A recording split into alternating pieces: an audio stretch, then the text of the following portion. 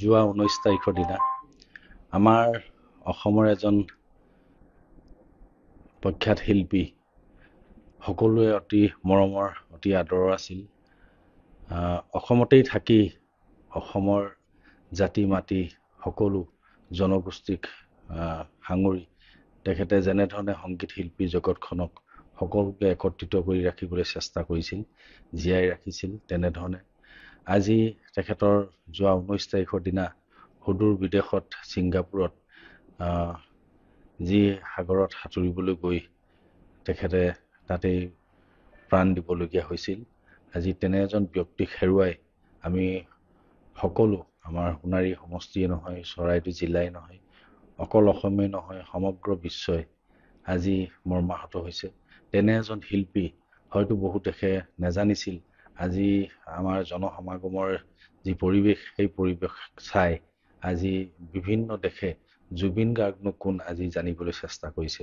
আজি তেনে এজন ব্যক্তি অসমৰ জনসাধাৰণৰ মাজত যিহেতু থাকি সকলো জনসাধাৰণক, উঠি অহা নৱপ্ৰজন্মক একত্ৰিত কৰি ৰাখিবৰ কাৰণে নিজৰ জাতিক ভাল পোৱাৰ এটা সাহস আৰু প্ৰেৰণা দিয়া এইজন জুবিন গাৰ্গক আমি হেৰুৱাই সকলো, আমি অসমবাসী সকলো অসমীয়াই আজি আমি মৰ্মাহত হৈছোঁ।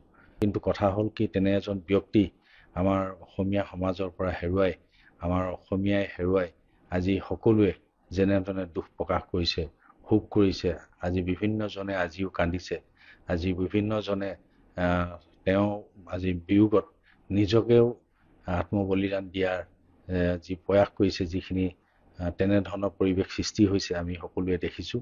গতিকে আজি তেখেতক মই মৃতদেহ চাবলৈ আজি যিসকল লাখ লাখ জনতা গৈছিল, বহুতে দেখিবলৈ পালে আৰু বহুতে দেখিবলৈও নেপালে। কিন্তু সেই পৰিৱেশৰ মাজত বহুতে মূৰ্ছা যে গৈছে আমি সকলোৱে দেখিছোঁ। আজি তেনেকুৱা এটা পৰিৱেশৰ মাজত আজি 5টা দিনৰ পাছত আজি তেখেতক অন্ত্যেষ্টিক্ৰিয়া শেষ কৰা হ'ল যোৱাকালি 23 তাৰিখৰ দিনা। গতিকে আমি এতিয়া শেষ মুহূৰ্তত এটা কথা আমি ভাবিছোঁ, বিশেষকৈ মই ভাবিছোঁ, যিহেতু তেখেতৰ একেবাৰে আগৰ পুৰণি ঘৰ আছিল আমাৰ এই সোণাৰী সমষ্টি বৰহাটত। তাৰ পাছত প্ৰথম তেখেতে এই সংগীত জগতখনত প্ৰথম আহি আমাৰ সোণাৰী কলেজতে প্ৰথম ফাংচনটো কৰিছিল, সোণাৰী কলেজৰ অডিটৰিয়াম। আৰু তেতিয়া লগত আহিছিল পবিত্ৰ মাৰ্ঘেৰিটা, আমাৰ বৰ্তমানৰ কেন্দ্ৰীয় মন্ত্ৰী। আৰু সেয়েহে আজি তেনে এজন ব্যক্তি জুবিন গাৰ্গক আমি হেৰুৱাই আমি যেনেধৰণে মৰ্মাহত হৈছোঁ, হয়তো বিশ্বৰ বিৰল বুলি ক'ব লাগিব, পৃথিৱীৰ বিৰল বুলি ক'ব লাগিব। সকলো জনতাই আজি চকুপানী টুকিছে। গতিকে তেখেতৰ স্মৃতি হিচাপত ভাবিছোঁ সোণাৰী সমষ্টিৰ যিকোনো এঠাইত ভাল ধৰণে এটা প্ৰতিমূৰ্তি স্থাপন কৰিম বুলি মই চিন্তা কৰিছোঁ।